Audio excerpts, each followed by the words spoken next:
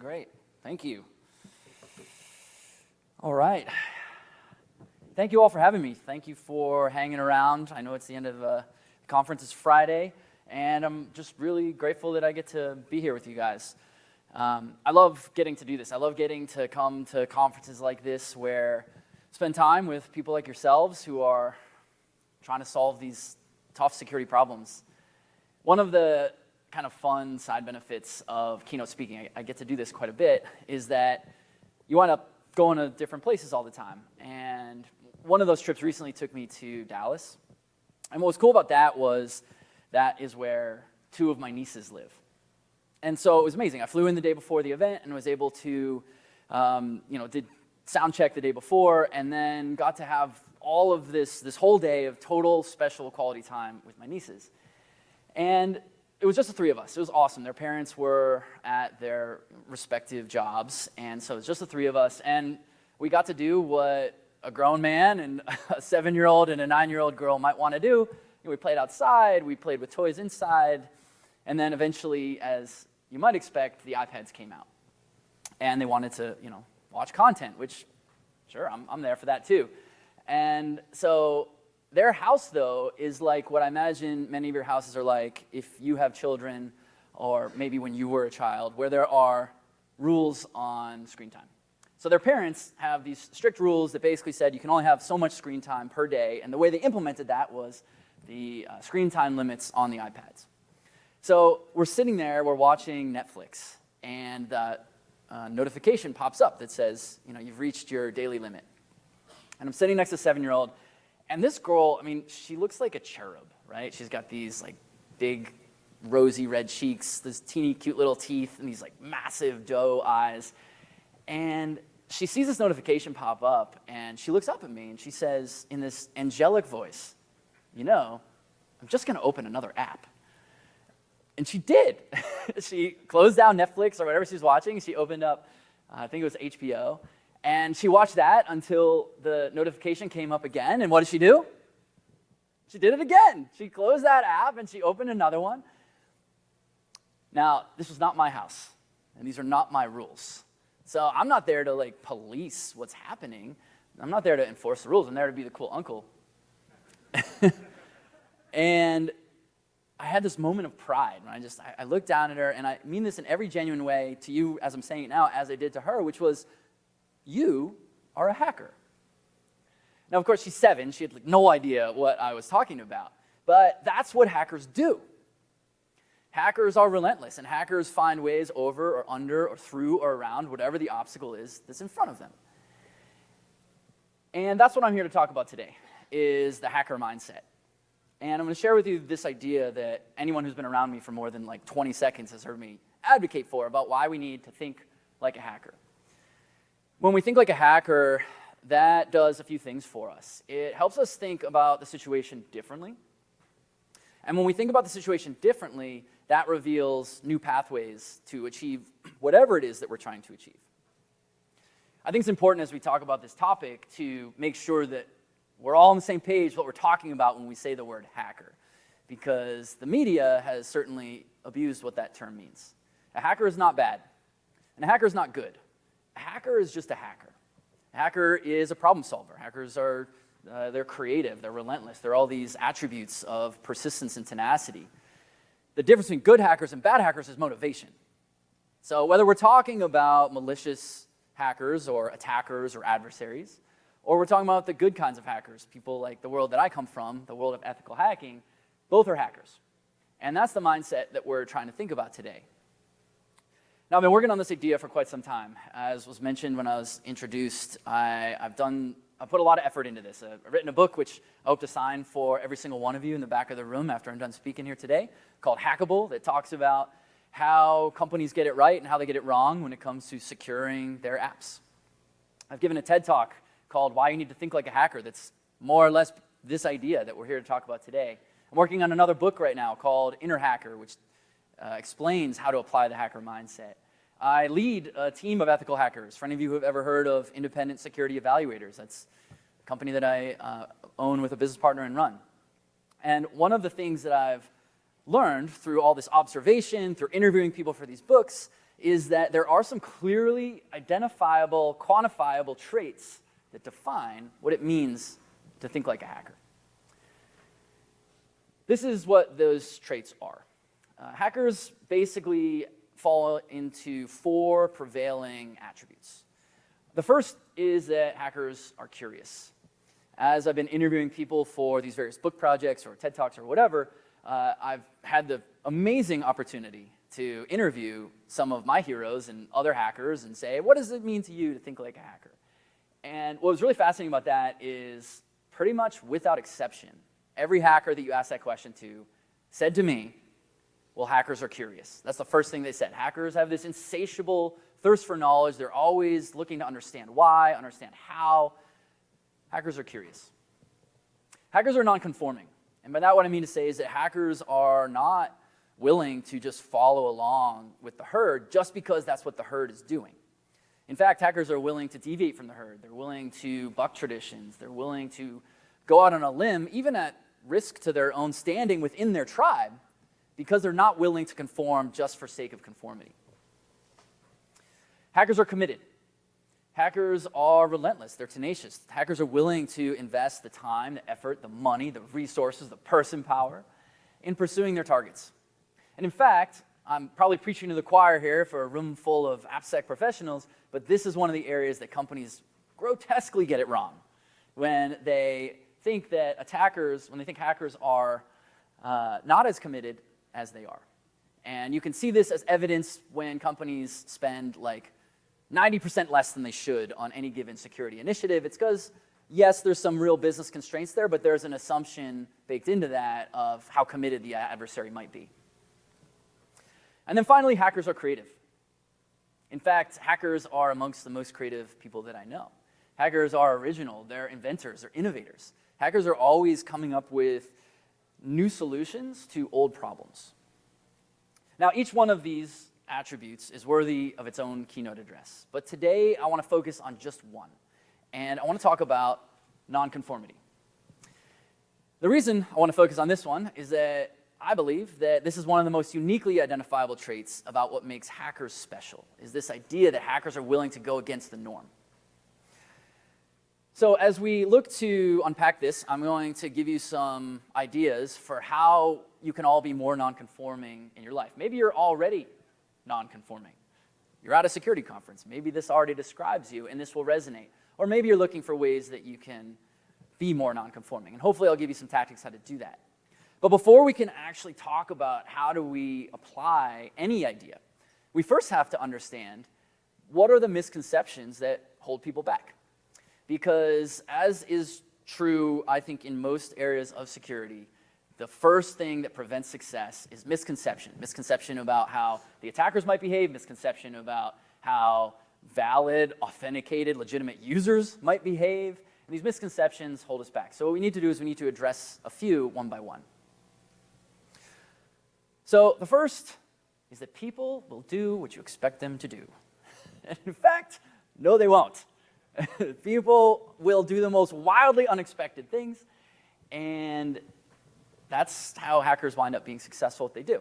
A perfect example of this would be a login page. Login pages, pretty straightforward purpose. You've got a field to enter a username and a field to enter a password.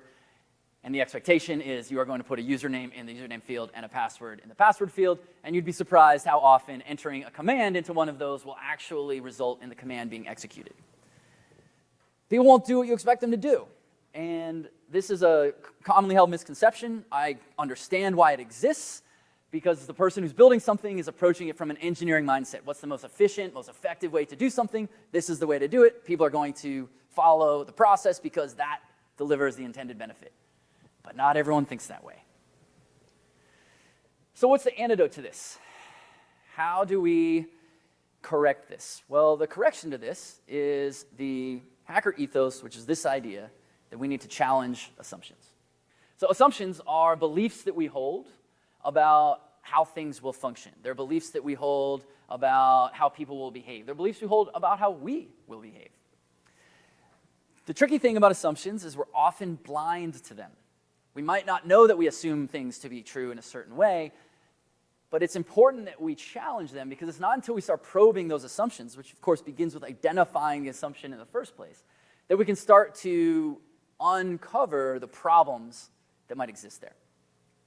So let me illustrate this concept with a story, and let's talk about dating apps. So show of hands, who here is using dating apps or in the past has ever used dating apps? That's it?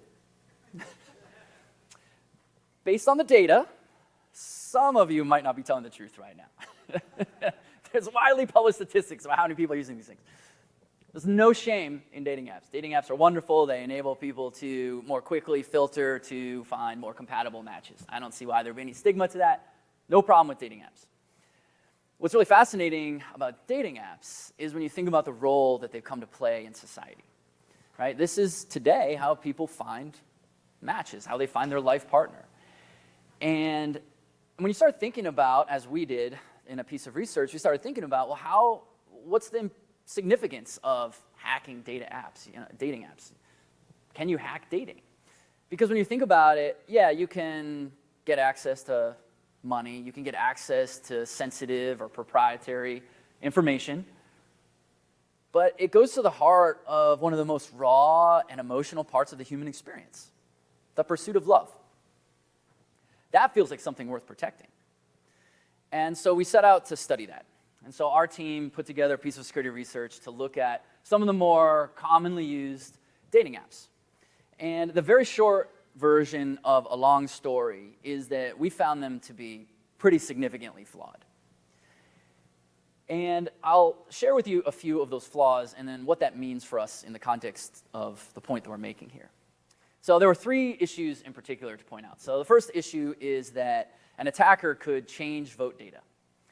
So the way that dating apps work is that you're presented a potential match and you say yes or no to that potential match. That person is showed you as an option. They say yes or no to you. And then if you both say yes, you're paired up, and then it's up to you to decide if you're going to go on a date. That yes or no, that is the vote data. You're voting whether or not you want to potentially be matched with this person. And what we found was that attackers could actually change the vote data. That hottie didn't want to match with you? Well, just change their vote. Now, there's a natural mitigating factor to this, of course, which is that if the hottie doesn't want to go on the date, the hottie's not going to go on the date. Doesn't matter if the app is matching you. But here's why it's important. As security professionals, our job is to protect the confidentiality, the availability, and the integrity of the data. And if you're changing the vote data, you're violating the integrity. So that's significant. The second finding that we discovered was that an attacker could bypass the payment controls. So the way that these apps generally make money is there's a free version with very limited functionality, and then there's a premium version that you pay some nominal monthly amount for, and you get access to the premium features that you'd want. And we discovered that an attacker could actually bypass, could register for a free version and could bypass the payment controls and get access to the premium features. Now, that doesn't really make a difference to any given user, any of us in this room, but to the companies building those dating apps, that is significant. If that's their business model, that's how they make money, and an attacker can bypass it, that is significant. And then the third issue, which is perhaps the most harrowing, is that we discovered that an attacker could geolocate other users. That hottie ghosted you, or the hottie didn't want to meet with you, just go to their house. That's terrifying when you think about it. I'm a big proponent of the benefit that dating apps bring into society as a whole, but it's remarkable when you think about how can those now be used in a way to be an incredibly potent and powerful spying tool. The takeaway from all of this is that clearly there were some flawed assumptions about as these things were built. I believe that there were assumptions about what attackers would or would not do. Now, here's what's interesting about that. We've identified, and I'm making this statement, that they had assumed that attackers wouldn't attack these systems in the ways that we discovered. What's interesting about that is I don't actually believe you'd be able to get anyone who built any of these dating apps on record to say, you're correct, we assumed no one would attack. I don't think they actually believed that. But that's the thing about assumptions. We're blind to them. And you can determine where the assumption is based on engineering choices. So in this case, a perfect example, one of many, is that these systems did not have rate limiting. Now, I'm talking to a room full of security professionals, so I'm sure most or all of you know what this is, but just to make sure I don't lose anyone, here's the significance of rate limiting.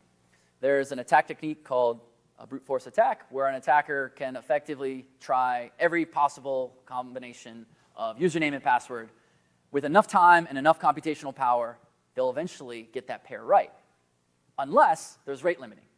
Rate limiting is that experience that we've all had. We try to log into a site, you enter the password, it turns out it wasn't that password, so try another one. It turns out it's not that one either, so try a third one. All of a sudden you're locked out. That's rate limiting. Rate limiting basically says after a certain number of failed attempts, if you haven't gotten it right, you are not the valid user. Rate limiting is a well-understood engineering concept. It's relatively easy to implement, doesn't have a significant amount of engineering or processing overhead, and yet it wasn't implemented in these systems. It belied a flawed assumption about what attackers would or would not do to these systems. So that's the power of challenging assumptions. Now the beauty, of course, this was security research. We were able to report all of these flaws to the manufacturers of these systems so that they could, in turn, fix them. So that was the first misconception. Second misconception, it'll work the way that it's supposed to. No, it won't. Things will wildly misbehave in the wild in ways that we might not even ever expect. Now, here's what's interesting to me about this. We already know when it comes to functional performance that this is true. This is the reason that we have version releases and patches, because we know that you build something, you roll it out, turns out it breaks in some unexpected way, and so you fix it in the next version.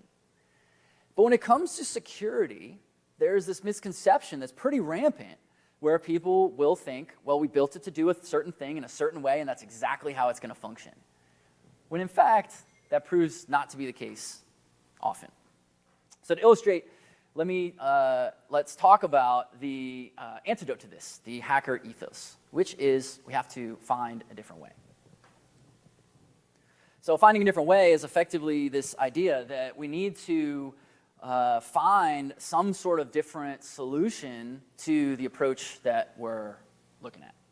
So I'll illustrate with a story that comes from our consulting work. We work with a lot of movie studios, and we work with a lot of the vendors that supply products and services to those movie studios.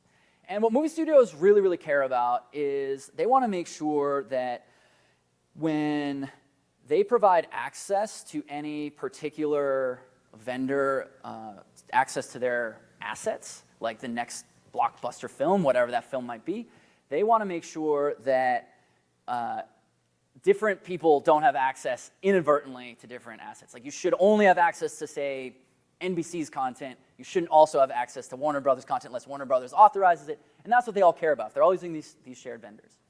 And so that was the heart of this piece of security consulting we're doing, is we're determining, could you in fact actually do that? Could you get to find access to something you don't have access to?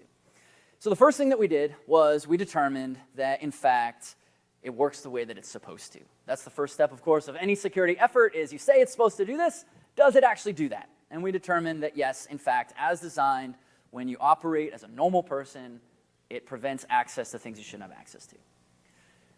But then a different story was told after just a little bit more digging. Here's what's happened. As we were poking around at this system, we found a flaw known as information leakage, which is where systems give up information that it shouldn't. And that was that we could predict the project identifiers. So in this case, what that meant was we had access to one studio's content, we knew it was numbered in a certain way, and we figured out that all the stuff we didn't have access to was in fact numbered similarly. Then we determined, as we continued probing, we found another info leakage problem, which was that the system reacted differently whether that project identifier that we were poking around with was associated with an existing title or was not associated with an existing title. And so that verified for us, because we could verify against systems we did, or projects we did have access to, which meant this is a real thing versus which is it's not, So now we knew we could predict the project identifier, and we knew which project identifiers were associated with the actual, with real content. And then that led us to the third piece, which was what's called functionality abuse, where you take the existing functionality of a system, and then you see if you can abuse it in a way that gives you some unintended outcome. And in this case, what we looked at was the backup system. And we determined that you could, the way that the system worked was you're supposed to be able to do offline backups. And we were wondering, well, what if we created an offline backup of one of those projects we don't have access to? What happens then? Can we open it? And it turns out we could not only back up a project we didn't have access to, then we could download it offline, we could open it, we have access to every single thing in that. This was the worst case scenario that this particular client was worried about. That's the power of this idea of finding a different way. If we had just stopped at the first step, which was you say it works in this way, we verified that it works in that way, you're good. That's where that dangerous phrase, clean bill of health, comes from. When people are like, oh, we don't have any security vulnerabilities. It's like, because you didn't go far enough. We got to find another way. The third and final misconception to address today is this idea no one would think to do that. When in fact, yes, they will. This is actually said to me verbatim frequently, like several times a year we hear this. We'll hear it in this particular situation. We'll be sitting down with a company that we haven't worked with yet, or maybe a team we haven't worked with yet, and we'll be having them explain to us the tech and how does it work. And after a period of time, we understand how the tech works, we'll ask some version of the question, well, what if an attacker did X? And the response will be, well, no one would think to do that. And our response will be, well, we literally just did. And we literally just asked you about it. So if we thought of it, someone else will too, if they haven't already. This is a very commonly held misconception, that people won't think to do that, or even if they think to do that, they won't actually do anything with that. Why would they do that? Because that's what hackers do. So let me illustrate with a story about how we can think about the antidote to this, which is this hacker superpower, the question, what if? What if is a hacker superpower because it helps you think differently about whatever the situation is, because you're able to unshackle yourself from the constraints that naturally exist, right? A lot of ideas, we never even explore them because they're too expensive, they're unrealistic, they're impractical, maybe they're illegal. But it's not until we allow ourselves to ask the question, what if, are we able to have that more creative and curious view of looking into something. And it produces these really profoundly powerful outcomes for us. So I'll illustrate with a story. The first story I told was from security research. Then I told a story that came from security consulting. And this is a story that is neither. This is a story that is about my nephew, who at the time of the story was about 13, 14 years old. Now, he's not a hacker. He's not a security researcher. He's not even really that interested in security, other than he's got this uncle who won't stop talking about it. He's not really into security, but he's really into video games. And there's this one game he really likes to play. Now, it doesn't matter what the game is or the gameplay, other than two details. Detail number one is that there is this feature in the game called portals. You can jump your player in the portal, and it takes you to some other part of the game. The second feature is that there are multiple types of portals. They do different things. Doesn't matter what they do differently, it just matters that there's multiple ones.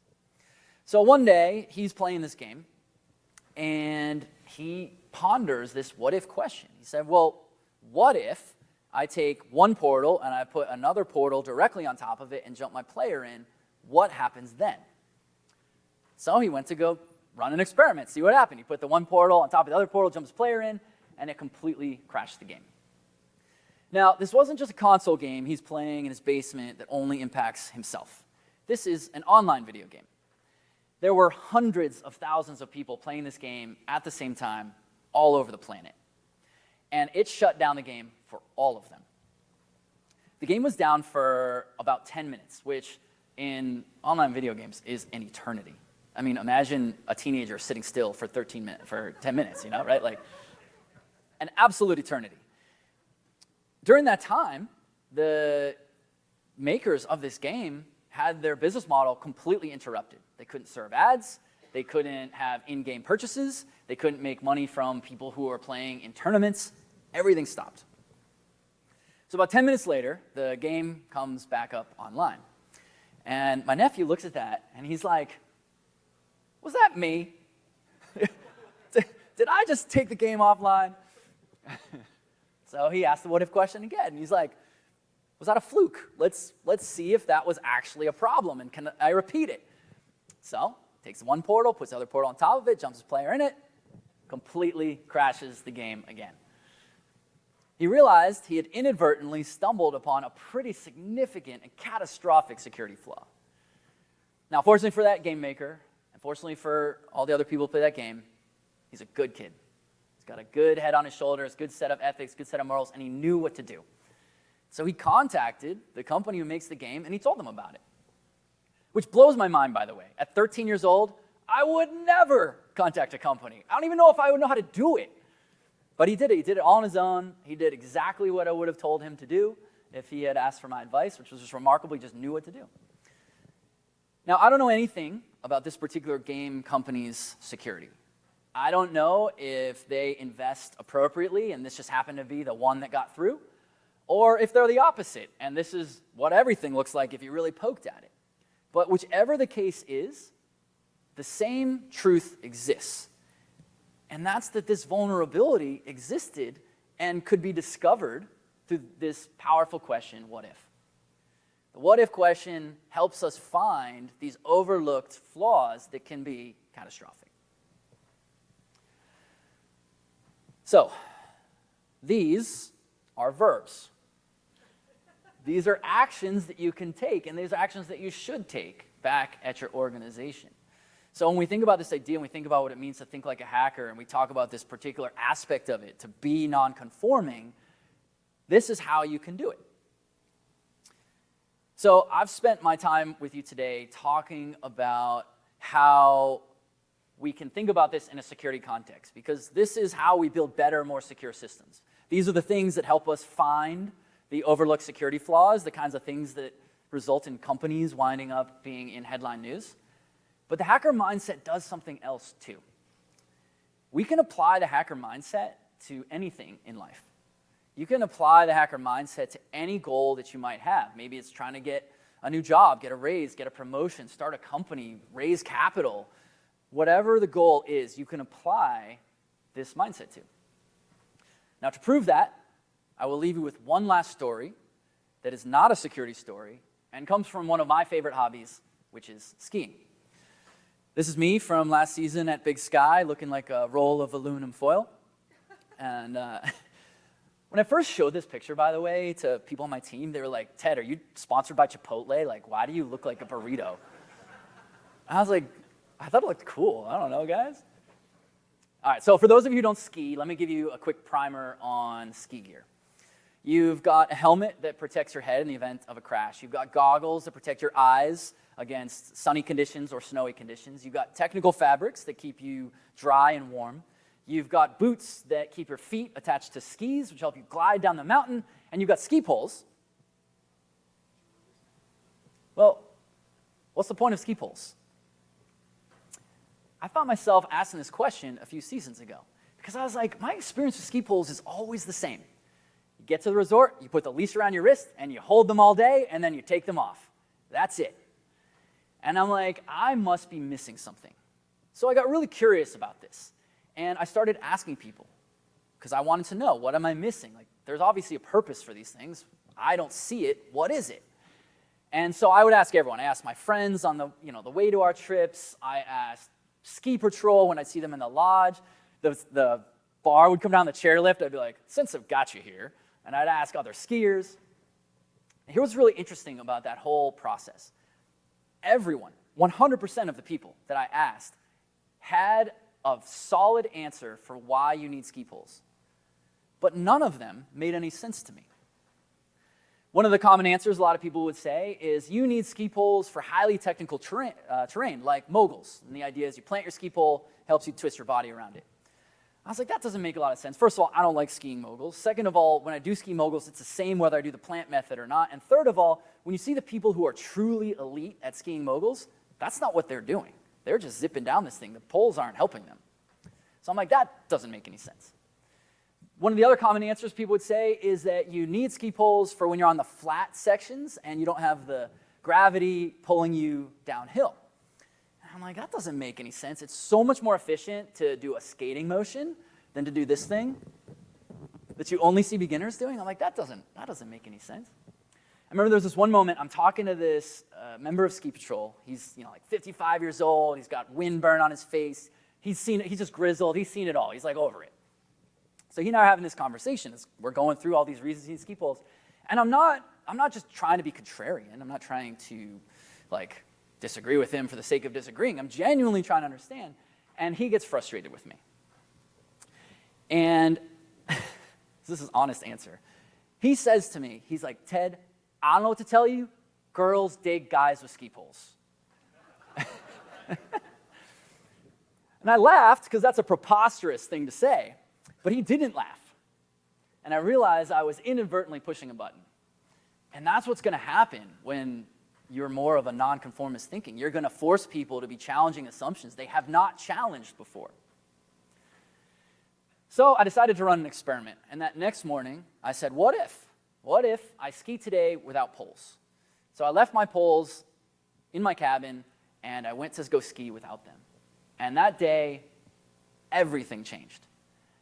I was so in tune with my body. I was skiing like a metronome. It was so meditative. I didn't have to carry, this extra piece of equipment. It's, one less thing to carry, to replace, to break, to think about. It makes loading and unloading chairlifts a little more difficult than is necessary. Why do all that if it doesn't deliver any benefit? And as you can see, I ski without ski poles, which is like, in North American resorts, it's like children and me. They're the only people who ski without ski poles. And it has forever changed my relationship with this hobby that I love so much. So who cares? Right? Who cares that Ted skis a little bit differently? My point is, if you can apply the hacker mindset to skiing, you can apply it to anything. I certainly challenged assumptions. Do you need ski poles? I certainly found a different way to relate with this hobby that I love so much. And I certainly asked that what if question. You can apply that as well to whatever it is that you're trying to achieve. So the idea that we've talked about today is we have to think like a hacker. When you think like a hacker, what that helps you do is it helps you think about your situation differently, whether that's the system that you're trying to secure or the goal you're trying to achieve in your life. And when you can think about it differently, that's going to reveal those new pathways, the overlooked shortcuts or loopholes or more efficient ways to do things that you otherwise didn't see. Now, before I wrap up, as was mentioned when I was getting introduced, I did write a book called Hackable. I have a copy for every single one of you who want them in the back, and I'll be signing them here today. And this book has many of the ideas that we talked about today in it. I also want to send something to any of you who don't want the book or have to rush right out or are looking for just a small piece of it. I'm going to put up a QR code at the end, and if you guys could leave the last slide up when I'm done. I'll put a QR code up. If you hit that with your phone and you just put your information in there, I'll send you a threat modeling exercise. So what the threat modeling exercise does, it's an exercise we take all of our clients through that helps you think about what is it you're trying to protect. It helps you think about who you're trying to defend against, and then it helps you think about where are you going to be attacked. And is the answer to those three questions that helps you decide where to invest time and effort and money. Because none of us have unlimited resources, right? And so this is an exercise to help you spend that effort, spend that time, and spend that money better. So with that, I pass the baton to you. Ideas are only as good as the action we take on them. So I encourage you, go take action on these ideas. They're verbs. Have safe travels back to your home, to your office, whatever you're doing this weekend. When you get to your office next week, ask yourself, can you be more nonconforming? Can the people on your team be more nonconforming? Can the vendors, the consultants, the trusted advisors, the third parties that you work with, can they be more nonconforming? because when we all think like a hacker, that reveals those new pathways to achieve our goals. My name's Ted Harrington. Thank you so much.